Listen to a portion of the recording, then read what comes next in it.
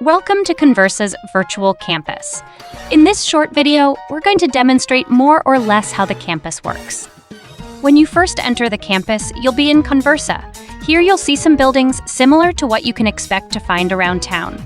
There's a cafe, a library, a museum, a park, among other buildings. These are what we call venues, and we use them as meeting places for workshops and activities. In the middle of the campus, you'll see an airport. When you click on it, you'll see a list of the different destinations available.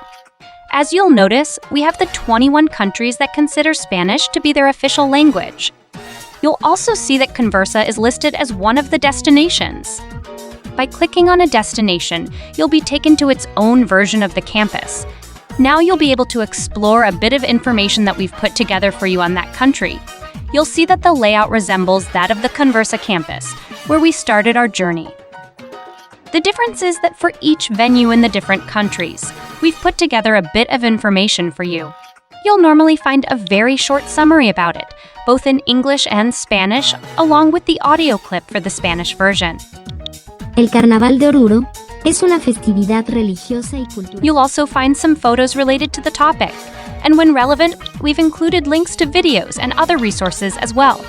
Not only do these items serve as a great way of exploring the Spanish-speaking world, but like the Conversa campus, we use these as meeting places for our workshops. How this works is simple. When you click on the airport, you'll find that different destinations may be highlighted in different colors.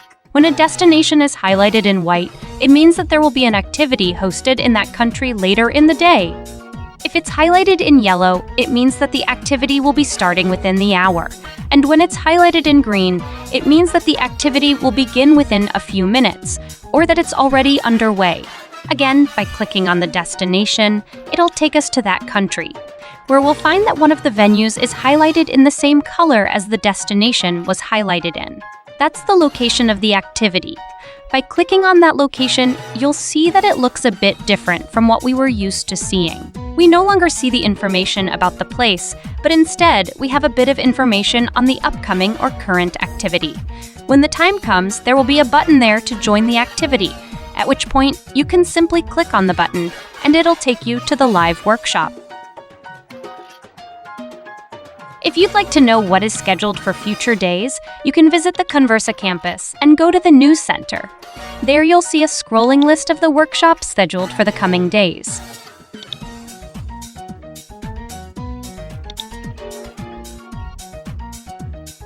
If you'd like to receive notifications or invites for the workshops via email, you can go to your student profile and select the type of emails you'd like to receive.